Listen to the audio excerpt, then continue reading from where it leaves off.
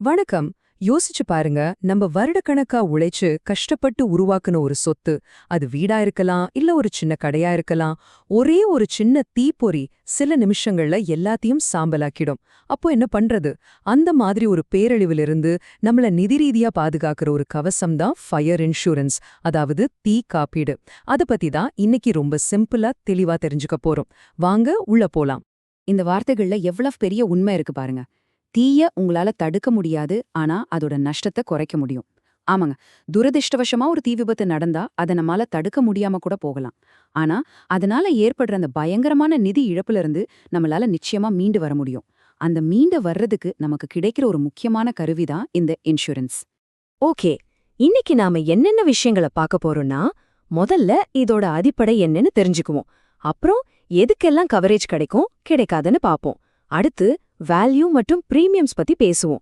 அப்புறம் கிளைம் பண்றது எப்படின்னு தெரிஞ்சுக்குவோம். கடைசியா நம்ம சொத்துக்களை பாதுகாக்க சில முக்கியமான டிப்ஸ். வாங்க ஒவ்வொன்னா பார்க்கலாம். சரி, முதல் பகுதிக்குள்ள வந்தாச்சு. முதல்ல நாம ஃபயர் இன்சூரன்ஸோட ஃபவுண்டேஷன், அதாவது அதோட அடித்தளத்துலன்னு ஆரம்பிக்கலாம். தீ காப்பீடுன்னா முதல்ல என்னன்னு பேசிக்கா புரிஞ்சுக்கலாம் வாங்க. நம்ம மனசுல வர்ற கேள்வி இதாங்க. ஃபயர் இன்சூரன்ஸ்னு சொல்றாங்களே, அப்படின்னா என்னது அது? அது எப்படி வேலை செய்யும்? ரொம்ப சிம்பிளா சொல்லணும்னா, இது ஒரு ஃபைனான்ஷியல் ஷீல்டுங்க. அதாவது ஒரு நிதி கவசம். கடவுள் புண்ணியத்துல அப்படி எதுவும் நடக்கக்கூடாது. ஆனா ஒருவேளை நினைச்சு பார்க்க முடியாத ஒரு தீ விபத்து நடந்துட்டா நம்மளோட மொத்த சேமிப்பும் போயிடுமேன்னு பயப்படாம, நம்ம நிதி நிலைமைய சரிஞ்சு விழாம தாங்கி பிடிக்கிற ஒரு கைதான் இந்த இன்சூரன்ஸ். திரும்பவும் நம்ம வாழ்க்கைய ஆரம்பிக்க இது ஒரு பெரிய உதவியா இருக்கும். சரி, எதுக்கெல்லாம் இன்ஷூர் பண்ணலாம்? இது வெறும் நம்ம வீட்டுக்கும் மட்டும்தானா? இல்லவே இல்ல. நம்ம வீடு, அப்பார்ட்மெண்ட்ல இருந்து நம்ம ஆஃபீஸ், சின்ன கடைகள், பெரிய ஃபேக்டரி, குடவுன்னு எதுவா வேணாலும் இருக்கலாம்.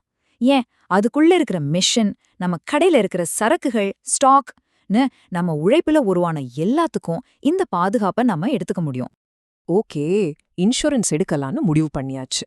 இப்போ ரொம்ப ரொம்ப முக்கியமான ஒரு விஷயத்துக்கு வரும். அதாவது நம்ம பாலிசியில எதுக்கெல்லாம் பாதுகாப்பு கிடைக்கும், அதாவது எது கவர் ஆகும், எது கவர் ஆகாதுன்னு தெளிவா தெரிஞ்சுக்கணும். வாங்க அத பத்தி பார்க்கலாம்.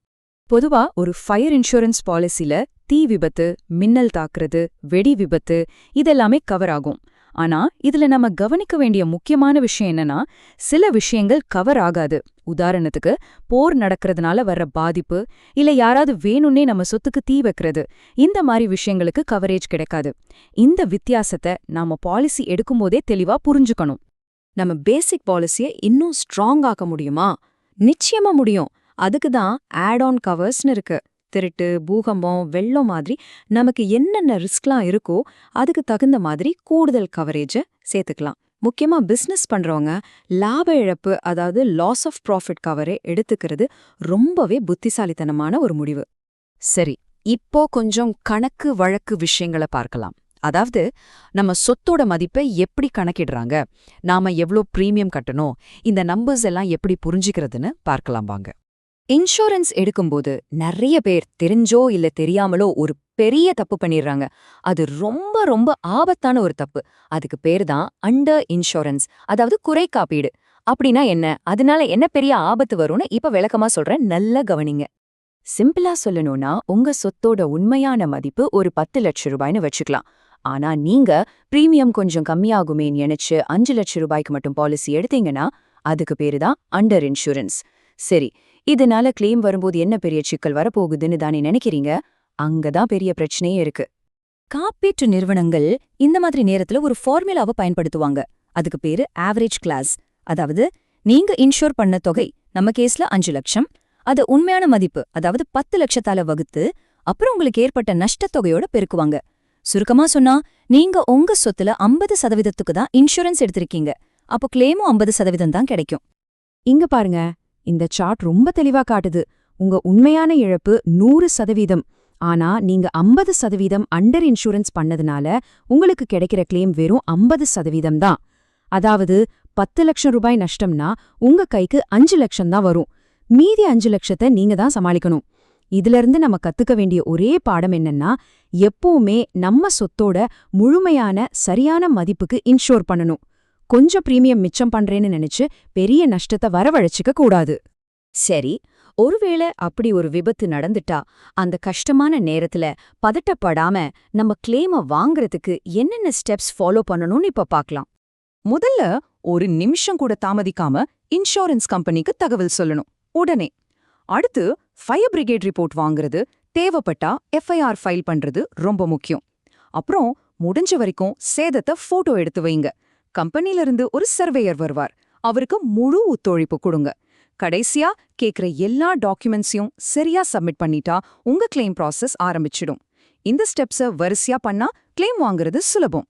நம்ம கிளைம் ப்ராசஸ் எந்த தடையும் இல்லாம ஸ்மூதா நடக்கணும்னா சில முக்கியமான டாக்குமெண்ட்ஸ் கையில இருக்கணும். பூர்த்தி செஞ்ச claim form, fire brigade report அல்லது எஃப்ஐஆர் காப்பி, சேதமடைஞ்ச போட்டோஸ். இதுல ரொம்ப முக்கியம் நீங்க இழந்த பொருட்களோட பில்ஸ் இல்ல இன்வாய்ஸ், ஸ்டாக் ரெஜிஸ்டர் இதெல்லாம். ஏன்னா இதுதான் உங்க இழப்பு எவ்ளோன்னு நிரூபிக்கிற முக்கியமான ஆதாரங்கள். சரி, நாம இப்போ கடைசி பகுதிக்கு வந்தாச்சு. இங்க உங்க சொத்துக்களை பாதுகாக்க நான் சில ப்ரோ டிப்ஸ் சொல்ல போறேன். பொதுவா நாம செய்யற சில தவறுகள், ஆனா அதுக்கு நாம குடுக்க போற விலை ரொம்ப அதிகம். அதனால இதெல்லாம் பண்ணவே பண்ணாதீங்க. 1. பிரீமியம் மிச்சம் பண்ணலான்னு சொத்து மதிப்பை குறைக்கிறது.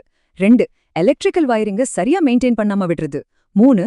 வீட்ல ஒரு ஃபயர் எக்ஸ்டிங்விஷர் மாதிரி அடிப்படை பாதுகாப்பு உபகரணங்கள் கூட இல்லாம இருக்கிறது. 4. பாலிசி டாக்குமெண்ட்டை படிக்காமலே கையெழுத்து போடுறது. கடைசியா ரினிவல் தேதியை மறந்து பாலிசியை லேப்ஸ் ஆக்கிடுறது. இந்த சின்ன சின்ன தவறுகள் கூட ஒரு பெரிய ஆபத்துல கொண்டு போய் விட்டுடும். ஜாக்கிரதை. இத நல்ல மனசுல வச்சுக்கோங்க. இன்சூரன்ஸ்ங்கிறது வெறும் ஒரு டாக்குமெண்ட் இல்ல, அது நம்ம பிசினஸ்க்கும் நம்ம வீக்குக்கும் ஒரு லைஃப் ஜாக்கெட் மாதிரி. எதிர்பாராத விபத்துங்கிற ஒரு பெரிய புயல்ல நாம சிக்கும்போது நம்மள மூழ்காம காப்பாத்துற ஒரு உயிர்காக்கும் கவசம் அது. கடைசியா ஒரே ஒரு கேள்விதான். நீங்க இத்தனை வருஷம் கஷ்டப்பட்டு உழைச்சு ரத்தத்தை வேர்வையா சிந்து கட்டின உங்க வீடு, உங்க தொழில், உங்க கனவு, உங்க உழைப்போட அந்த சின்னம், அதுக்கு உண்மையான பாதுகாப்பு இருக்கா? நீங்க அதை சரியா பாதுகாத்திருக்கீங்களா? யோசிச்சு பாருங்க. உங்க உழைப்புக்கான பாதுகாப்பை இன்னிக்கே உறுதி செய்யுங்க.